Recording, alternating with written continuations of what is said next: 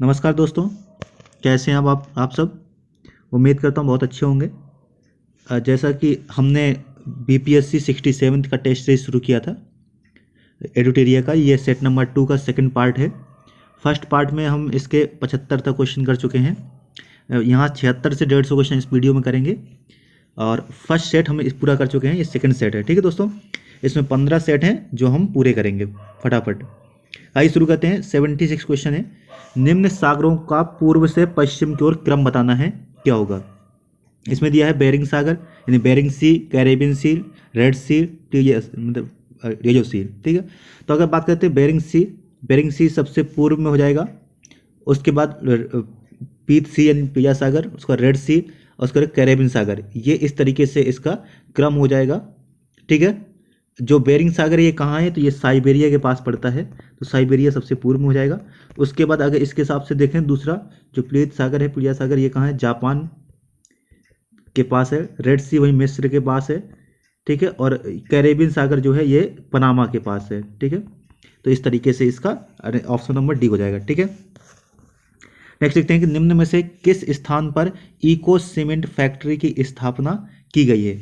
तो ये बिहार से संबंधित क्वेश्चन है। जो ये स्थापना की गई, ये भभुआ में की गई है, ठीक है। भभुआ कैमूर की पहाड़ियों से पत्थर प्राप्त होता है, चूना पत्थर, और वहीं पर सीमेंट फैक्ट्री की स्थापना की गई है, ठीक है। नेक्स्ट देखते हैं 78 क्वेश्चन नंबर 78 दिया है, बिहार में सर्वाधिक अनुसूचित जाति प्रतिशत किस डिस्ट्रिक्ट में है। तो ये है पश्चिमी चंपारण में सबसे अधिक अनुसूचित जनजाति पाई जाती है। वो भी कितना है, 6.35% के आसपास, 6.35%, ठीक है। उसके बाद दूसरे नंबर पे जो आता है वो कटिहार है। उसके बाद तीसरे नंबर पे पूर्णिया और चौथे नंबर पे बांका, ठीक है। नेक्स्ट देखते हैं, बिहार में सर्वाधिक प्रतिशत ग्रामीण जनसंख्या किस डिस्ट्रिक्ट में है। तो वह है समस्तीपुर में।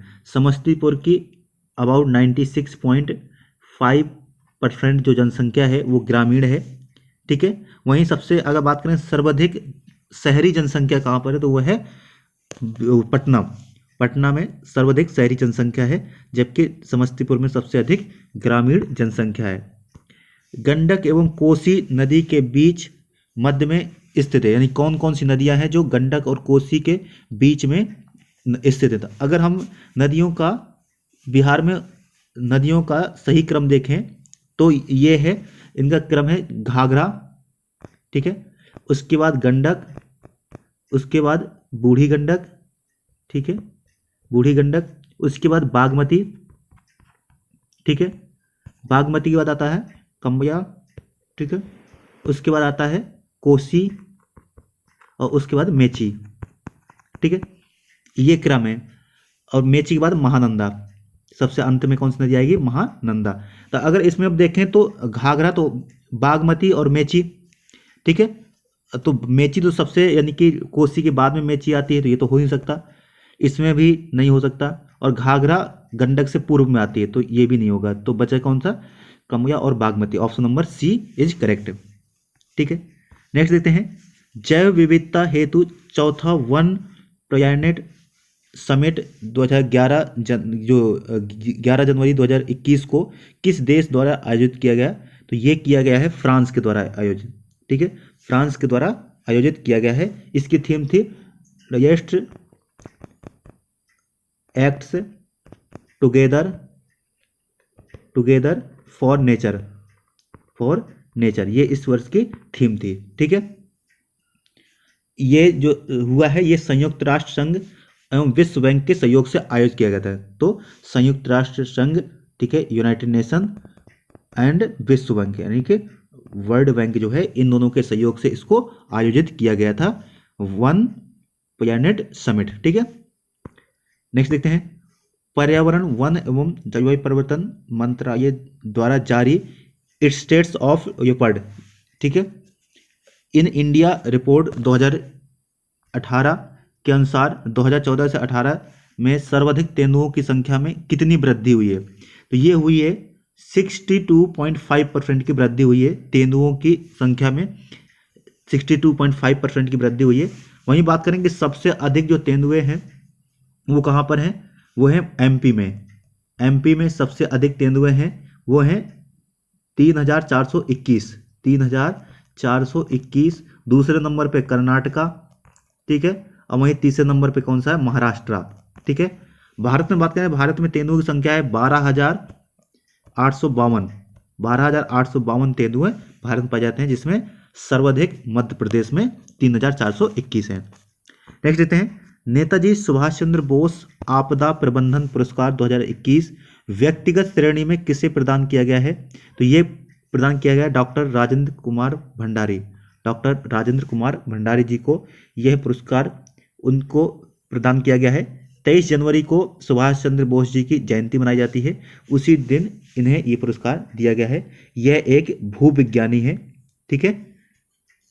आगे देखते हैं नेक्स्ट। 1 अप्रैल 2021 को 17वीं बिम्स्टेक मंत्री स्तरीय बैठक का आयोजन किस देश ने किया? तो ये किया है श्रीलंका ने, ठीक है। वहीं बता दें कि बिम्स्टेक में देशों की संख्या बता दें तो बिम से मतलब आप ऐसे रख सकते हैं, बी से बांग्लादेश, ठीक है। आई से इंडिया, ठीक है। वहीं एम से म्यांमार, ठीक है। एस से तो श्रीलंका हो गया, टी से थाईलैंड हो गया, ठीक है। वहीं ये इतने देश हो गए और बाकी बचे दो, कौन से? एक तो नेपाल बचा हमारा पड़ोसी और एक बचा भूटान, ठीक है। तो ये हो जाएंगे इतने देश। नेक्स्ट देखते हैं, राष्ट्रीय कृषि और ग्रामीण बैंक विकास बैंक, जिसको नाबार्ड कहते हैं, इसके अध्यक्ष कौन है? तो इसके अध्यक्ष है गोविंदा राजयो चिंताया, ठीक है। गोविंदा राजयो चिंताया जी हैं इसके, ठीक है। कौन है? ग्रामीण विकास बैंक यानी नाबार्ड के अध्यक्ष हैं, ठीक है। वहीं बात करें, नाबार्ड की जो स्थापना हुई थी वो हुई थी 1982 में। कब? 1982 में इसकी स्थापना हुई थी, ठीक है। और इसका जो बताएं, इसका हेड ऑफिस कहाँ है? तो इसका हेड ऑफिस मुंबई में है। कहाँ है? मुंबई में इसका हेड ऑफिस है, ठीक है दोस्तों। आगे देखते हैं नेक्स्ट क्वेश्चन नंबर इसका 86 है, अक्षय ऊर्जा यानी जिसको नवीकरणीय ऊर्जा कहते हैं कि उत्पादन में भारत का विश्व में कौन सा स्थान है? इसमें भारत का 5वां स्थान है। कौन सा स्थान है? 5वां, यानी ऑप्शन नंबर डी हो जाएगा, ठीक है। कितनी ऊर्जा उत्पादन करता है भारत? तो ये करता है 3,77,261, 377,261 मेगावाट, ठीक है। इतने मेगावाट की उत्पादन किया जाता है भारत में, ठीक है। भारत कौन सा स्थान है? 5वां स्थान है। मिस इंडिया 2020 कैसे चुना गया है? तो ये चुना गया है मानसा वाराणसी, ये तेलंगाना की हैं, ठीक है। इन्हें मिस इंडिया 2020 चुना गया है। वहीं 2019 की जो विजेता थी सुमन राव ने इन्हें ताज पहनाया है, ठीक है। आगे देखते हैं नेक्स्ट, वित्तीय वर्ष 2021-22 हेतु बिहार के बजट में शिक्षा के लिए कितने राशि खर्च करने का प्रावधान किया गया है? तो ये किया गया है 38,035 करोड़, 38,035 यानी 38,035 करोड़, 38,035 करोड़ रुपए शिक्षा में खर्च करने की बात की गई है। वहीं बात करें अगर कि स्वास्थ्य में कितना खर्चा किया जाएगा, 13,264 करोड़ रुपए स्वास्थ्य पे खर्चा किया जाएगा। वहीं पंचायती राज की बात करें तो पंचायती राज में 9,544 इतना करोड़ रुपए इसमें खर्चा किया जाएगा। और बचा कौन सा? ये जो है 15,277 ये किया जाएगा पथ निर्माण में, ठीक है। पथ निर्माण में इतना व्यय किया जाएगा। नेक्स्ट देखते हैं, केन बेतवा जो परियोजना है, नदी जोड़ो परियोजना में केन बेतवा यंग परियोजना जो है ये किन दो राज्यों के बीच समझौता है? तो ये है उत्तर प्रदेश और मध्य प्रदेश के बीच। वैसे भी देखा जाए तो केन और बेतवा में से कोई भी नदी बिहार में नहीं बहती थी, ये ऑप्शन तो हो नहीं सकता था, ये भी नहीं हो सकता था। और झारखंड में नहीं बहती थी, ये भी नहीं हो सकता था। तो ये ऑप्शन सी है इसका, मध्य प्रदेश और उत्तर प्रदेश, ठीक है। इसके बाद देखते हैं, कैच द रेन अभियान भारत सरकार के किस मंत्रालय द्वारा शुरू किया गया है? तो इसमें पानी की बात की गई है, तो पानी से कौन सा जुड़ा मंत्रालय है? तो वो है जल शक्ति मंत्रालय, ठीक है। इसने शुरुआत किया था कब से? 22 मार्च से, ठीक है, 30 नवंबर तक, 30 नवंबर 2021 के बीच में ये शुरू किया गया था, ठीक है। इसकी थीम थी कैच द रेन, जहां भी जब भी जहां भी, ठीक है। नेक्स्ट है, ई परिवहन सेवा शुरू करने वाला देश का प्रथम राज्य कौन बन गया है? तो ये बन गया है हिमाचल प्रदेश एक ऐसा फर्स्ट स्टेट बन गया है जहां पे ई परिवहन सेवा शुरू की गई है। ठीक है, नेक्स्ट देखते हैं 30वां व्यास सम्मान 2020 से किसे सम्मानित किया गया है। ये किया गया है 30वां व्यास सम्मान से शरद पगार जी को।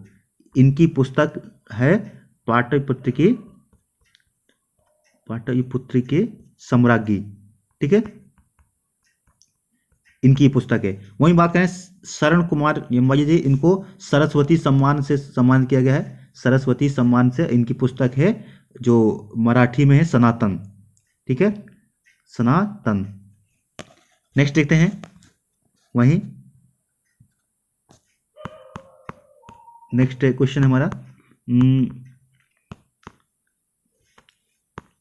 सॉरी दोस्तों एक सेकेंड, हाँ ये नेक्स्ट है 2021 विश्व वन्य जीव दिवस की थीम क्या थी। तो ये थी फॉरेस्ट एंड ये road sustaining people and planet. तो ऑप्शन नंबर ए इसका ये थीम थी। ठीक है, विश्व वन्य जीव दिवस की थीम ये रखी गई थी। ठीक है, आगे देखते हैं। ठीक है, नेक्स्ट क्वेश्चन है हमारा question number 94। World economic forum की जो ग्लोबल जेंडर गैप रिपोर्ट 2021 है, इसमें 156 देशों में भारत का कौन सा स्थान है। तो भारत का स्थान जो है वो 140 है। वहीं 156वें स्थान पर अफगानिस्तान है। भारत 2020 में भारत का इसमें स्थान जो था वो था 112। ठीक है, भारत का 112 स्थान था, जिसमें भारत 28 पायदान नीचे खिसक करके 140 स्थान पे पहुंच गया। तो याद रखना है कि ग्लोबल जेंडर गैप रिपोर्ट भी कौन जारी करता है, तो वो करता है वर्ल्ड इकोनॉमिक फोरम। ठीक है, आगे देखते हैं writing free my Olympic journey पुस्तक के राइटर कौन है। तो ये हैं इम्तियाज अनीस।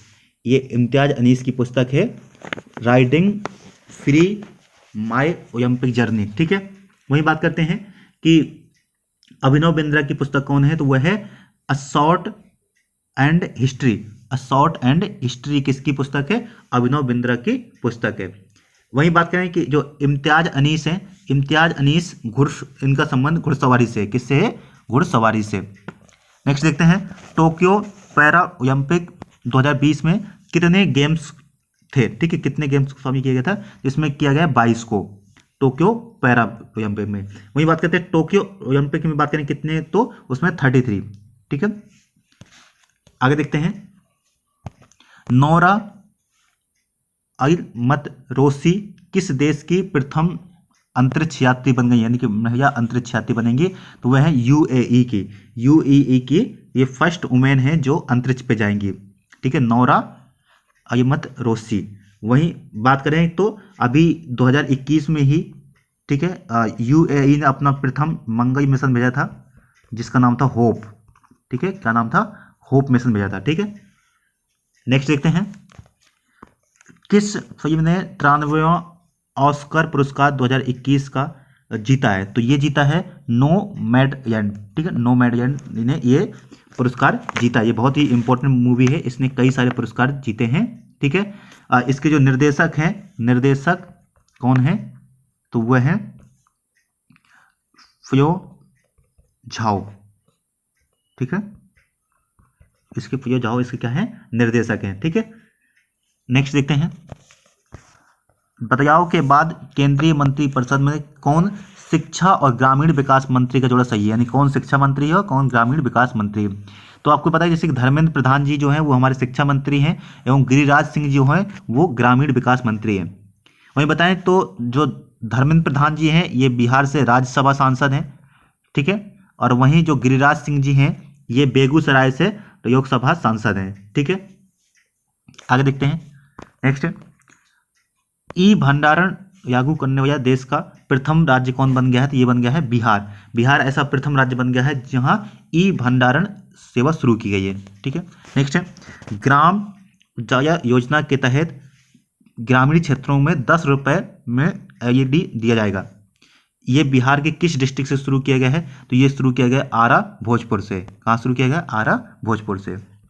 नेक्स्ट देखते हैं बिहार का प्रथम जो गेम यूनिवर्सिटी है वो कहाँ बनाया जा रहा है, तो भारत की बिहार में प्रथम गेम यूनिवर्सिटी जो बन रही है वो बन रही है राजगीर में। कहाँ बन रही है, राजगीर में ये यूनिवर्सिटी बनाई जा रही है। ठीक है, नेक्स्ट है बिहार का प्रथम नगर वन पार्क कहाँ स्थापित किया जा रहा है, तो ये किया जा रहा है गया में।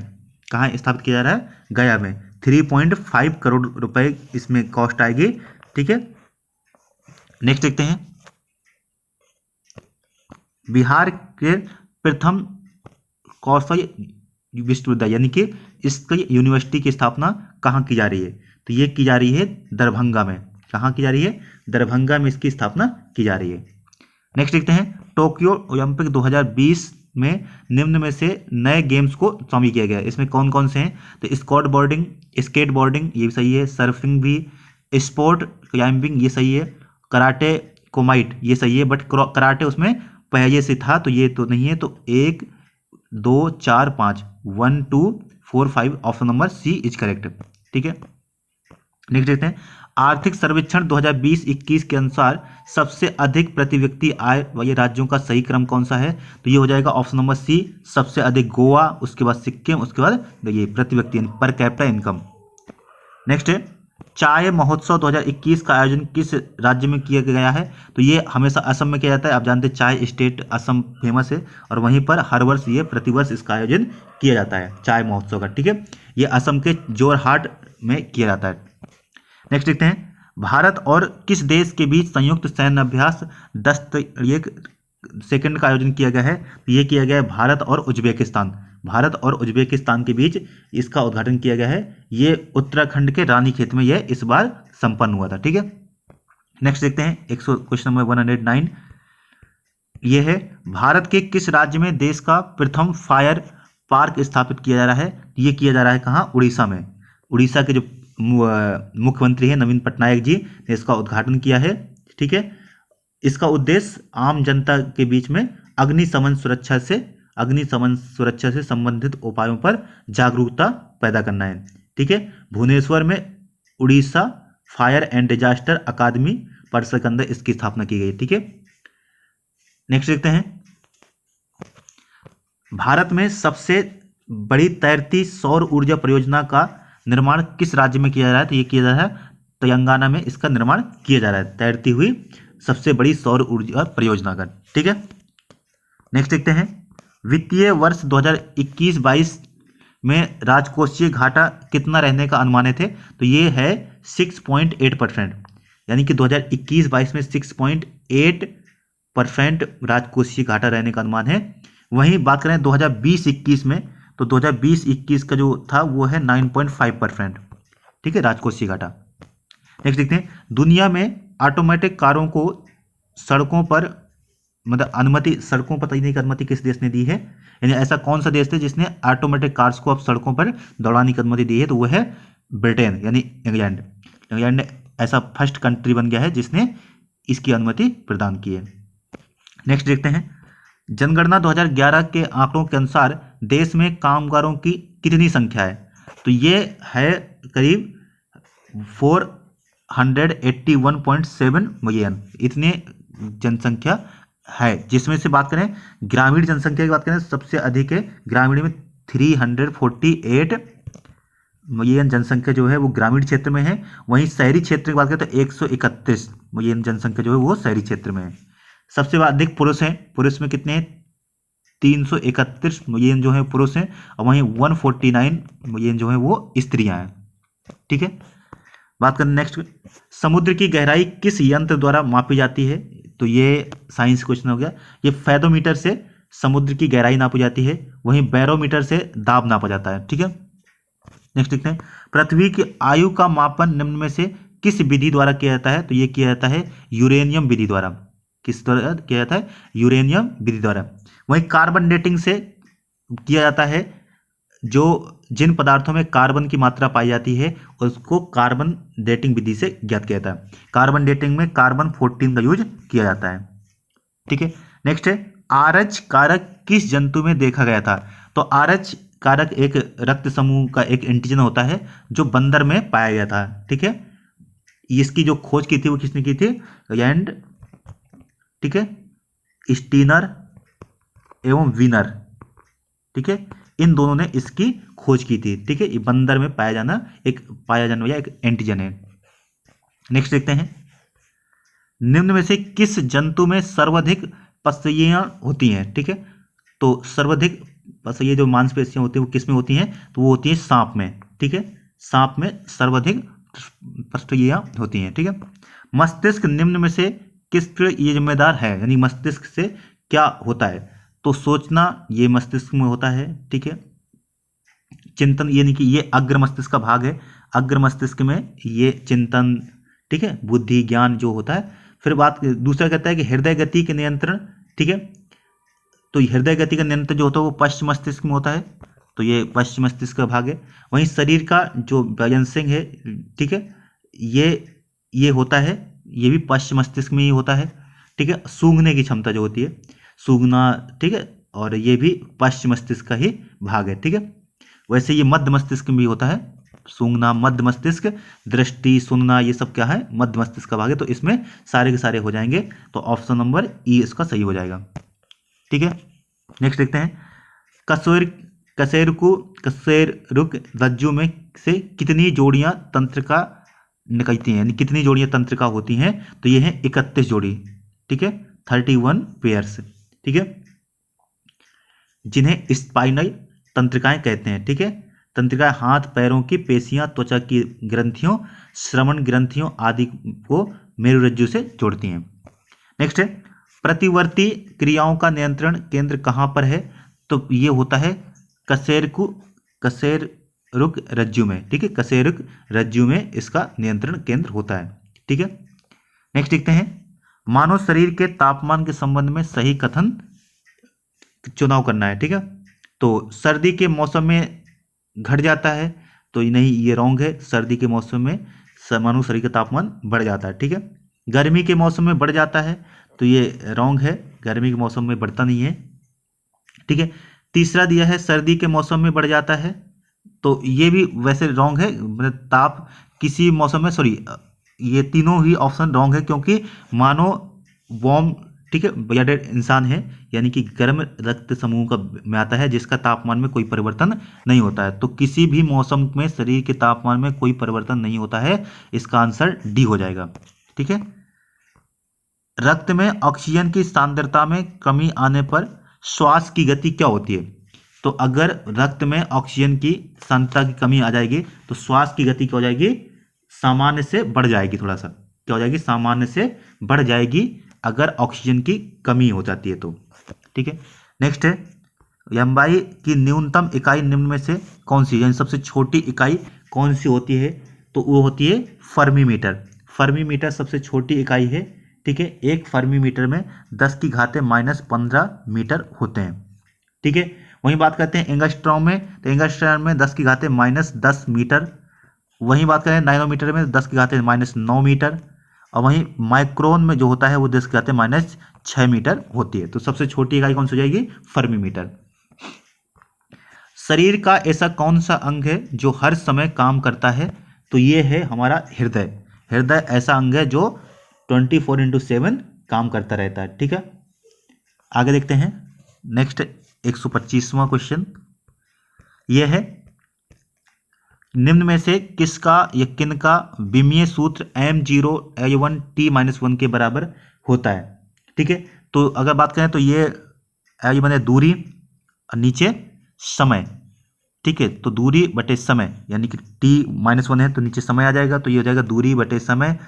ठीक है, जो वेग या चाल का सूत्र होता है तो ये इसका हो जाएगा। वहीं बात करें त्वरण का हो जाएगा m0 ये t-2, ये त्वरण का हो जाएगा। वहीं फोर्स की बात करते हैं तो इसका होता है m t-2। ठीक है, वहीं संवेग की बात करते हैं, संवेग का हो जाएगा m1, यानी जो यही 0 है उसके एक 1 आ जाएगा, m t-1, ये संवेग का होता है। नेक्स्ट है, श्वसन के दौरान वायु के गमन का सही क्रम क्या है? यानी कि जो श्वसन होता है सबसे सर्वप्रथम तो हमें जानते हैं कि सर्वप्रथम जो वायु प्रवेश करती है वो कहाँ से प्रवेश करती है? नासिका से, नासा मार्ग, फिर ट्रेंकिया, फिर ब्रोंकाई, फिर ब्रैकी, तो ये सारा हो जाएगा इसका ऑप्शन बी सही है। नेक्स्ट है, निर्वात में गमन करने वाले तरंग दैर्ध्य हैं, यानी कौन कौन सी तरंग दैर्ध्य हैं जो निर्वात में गति कर सकती हैं? तो वो सिर्फ विद्युत चुंबकीय तरंगें ऐसी हैं जो निर्वात में गति कर सकती हैं। अनुदैर्ध्य तरंग, अनुप्रस्थ तरंग और ध्वनि तरंग, ये तीनों गमन नहीं कर सकती निर्वात में, ठीक है। इनको यांत्रिक तरंग कहते हैं, ठीक है। तो विद्युत चुंबकीय तरंगें ऐसी हैं जो निर्वात में गति कर सकती हैं, जैसे प्रकाश एक विद्युत चुंबकीय तरंग है। नेक्स्ट है, निम्न में से कौन सा भौतिक परिवर्तन है? तो भौतिक परिवर्तन वो होता है जिसको हम वापस से प्राप्त कर सकें, ठीक है, उसी रूप में। तो जैसे लोहे में जंग लगना, रस्टिंग, तो ये एक भौतिक परिवर्तन नहीं है, ठीक है। सब्जियों का पकना, ये भी भौतिक परिवर्तन नहीं है, ठीक है। बर्फ का पिघलना, ये एक भौतिक परिवर्तन है क्योंकि बर्फ को वापस से जमाया जा सकता है, ठीक है। और मोम का जलना, ये एक भौतिक परिवर्तन नहीं है क्योंकि जो धागा है उसको वापस से प्राप्त नहीं किया जा सकता, ठीक है। तो ऑप्शन नंबर इसका डी हो जाएगा। निम्न में से किस एक के लिए केशकत्व एकमात्र कारण नहीं है? ठीक है, तो इसमें से स्याही का सूखना, ये तो केशकत्व इसका कारण है एकमात्र। भूमिगत जल का ऊपर चढ़ना, ठीक है, ये भी केशकत्व के कारण होता है। तीसरा, सूती कपड़ों पर जल की बूंदों का फैलना, ये भी केशकत्व के कारण होता है। पौधों की जड़ों से जल का इसके पर्ण समूह की ओर बढ़ना, ये सिर्फ केशकत्व के कारण नहीं होता है, इसमें ससंजन फोर्स जो होता है वो भी काम करता है, ठीक है। तो ये हो सकता है, ठीक है, तो ये ऑप्शन इसका सही हो जाएगा। बाकी सब में केशकत्व क्रिया द्वारा होता है, ठीक है। नेक्स्ट है प्रश्न नंबर 130, निम्न में से कौन सा तत्व नहीं है, यानी इनमें से कौन सा एक तत्व नहीं है? तो धातु एक तत्व है, अधातु भी तत्व है, उपधातु भी तत्व है, परंतु गैस एक तत्व नहीं है, ठीक है। तत्व उन शुद्ध पदार्थों को कहते हैं जो एक ही तरह से परमाणुओं से बने होते हैं, ऐसे परमाणु से बने होते हैं जिनके नाभिक में समान संख्या में प्रोटॉन होते हैं, ठीक है। तो इस वक्त गैस हो जाएगा आंसर। नेक्स्ट है, ठोस कार्बन डाइऑक्साइड को किस दाब पर संग्रहित किया जाता है? तो इसे उच्च दाब पर संग्रहित किया जाता है, ठीक है। ठोस कार्बन डाइऑक्साइड, जिसको ड्राई आइस भी कहते हैं, ठीक है, कार्बन डाइऑक्साइड को ड्राई आइस कहते हैं, सूखी बर्फ कहते हैं, इसे उच्च दाब पर संग्रहित किया जाता है, ठीक है। नेक्स्ट है, यहां से मैथ का प्रश्न स्टार्ट हो जाएगा आपका, ठीक है। इसमें जो दिया है 100 मैथ का नहीं, सॉरी, अभी तो प्रश्न नंबर 141 मैथ से स्टार्ट होगा। कृषि में प्रयुक्त यूरिया में नाइट्रोजन की मात्रा निम्न में से कितनी प्रतिशत होती है? तो ये होती है 46%। 46% क्या होती है? नाइट्रोजन होती है यूरिया में, ठीक है। यूरिया का सूत्र बात करें तो ये होता है NH2CONH2, ये यूरिया का सूत्र होता है, ठीक है, जिसमें 47% के आसपास नाइट्रोजन, यानी 46 से 47% नाइट्रोजन हो पाया जाता है, ठीक है। नेक्स्ट देखते हैं क्वेश्चन नंबर 133, निम्न में से कौन सा एक वायु प्रदूषक का जैव सूचक है? तो वायु प्रदूषक का जैव सूचक कौन से हैं? याइकेन इसका सूचक होता है, ये यूपीएससी में भी पूछा गया था, ठीक है। नेक्स्ट है 134, दंत यवक निम्न में से कौन से कैल्शियम के किस यौगिक से बनता है? तो ये बनता है कैल्शियम फॉस्फेट से।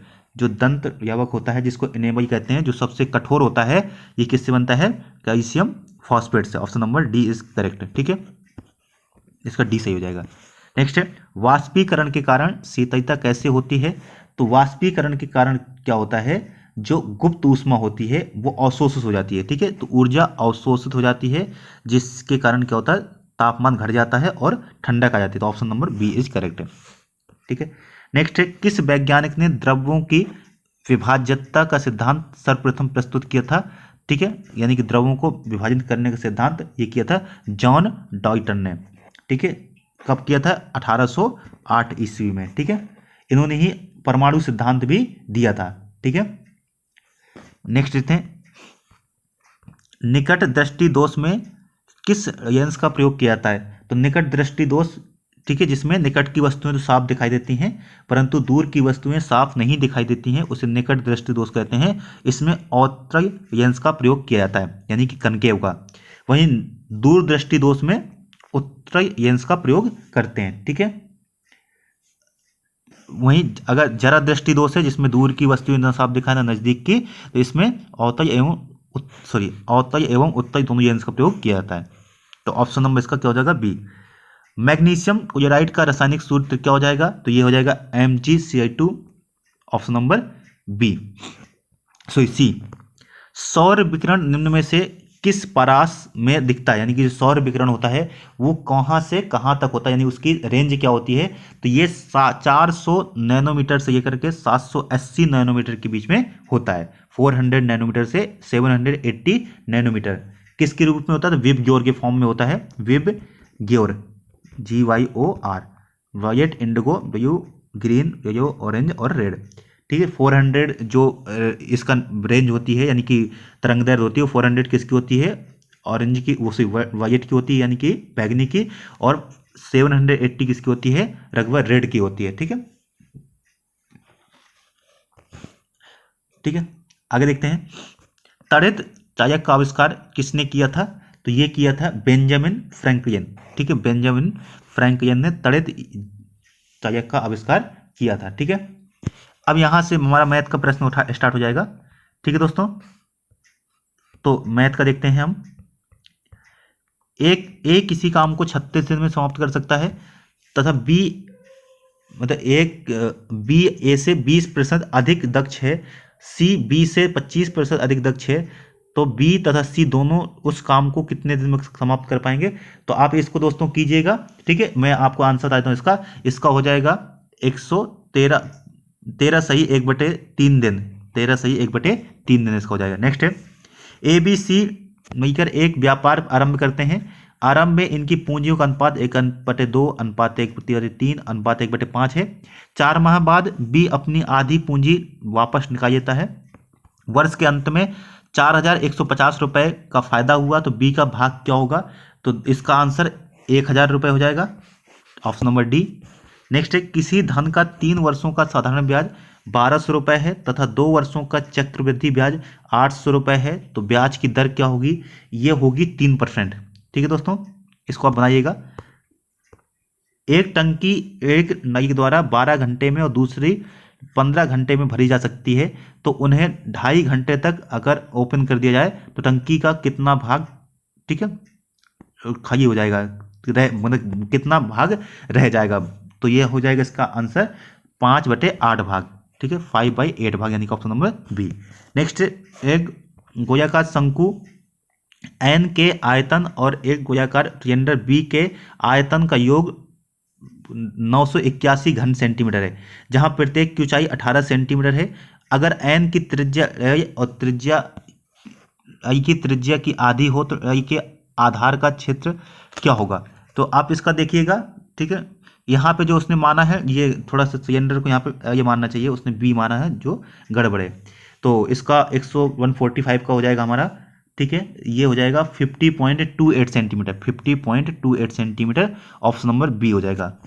ठीक है दोस्तों, दो संख्याओं के महत्तम समापवर्तक तथा लघुत्तम समापवर्तक का योग दे रखा है 680। यदि लघुत्तम समापवर्तक महत्तम समापवर्तक का 84 गुना हो तो एक संख्या 26 हो तो दूसरी संख्या ज्ञात कीजिए, तो इसका हो जाएगा 96। ठीक है दोस्तों, नेक्स्ट है प्रश्न नंबर 147। किसी वस्तु को 900 रुपये में बेचने से प्राप्त फायदा उस वस्तु को 600 रुपये में बेचने से हानि का दुगना है, यानी जो प्रॉफिट है वो हानि से दुगना है। ठीक है, या उससे, तो उस वस्तु का क्रय मूल्य कितना होगा? तो ये होगा 700 रुपये, ऑप्शन नंबर सी। नेक्स्ट है, x² माइनस y³ बराबर दिया है 117/8, वहीं दिया है x माइनस वाई बराबर 3/2, तो x² plus xy plus y² का मान कितना होगा ये पूछ रहा है। तो इसका आंसर हो जाएगा 9 होल नंबर 3/4 है, 9 सही 3/4। श्रेणी का नेक्स्ट क्रम क्या होगा? ये दिया है 3, 10, 32 फिर 111, तो इसका पूछा है कि बताइए नेक्स्ट क्रम क्या होगा अगर इसको श्रेणी को आगे बढ़ाते जाएं, तो इसका हो जाएगा 460। ठीक है दोस्तों, क्या हो जाएगा? 460। नेक्स्ट देखते हैं, आखिरी प्रश्न ये, दिए गए पाई चार्ट में मजदूरों की मदद पर व्यय की गई धनराशि इस्पात पर आय व्यय की राशि से कितना प्रतिशत अधिक है? यदि कोई व्यय दे रखा है 66 दिया है, तो आप देखिए ये दिया है, इसका आंसर जो हो जाएगा वो हो जाएगा ऑप्शन नंबर बी, यानी कि कोई व्यय का 10%।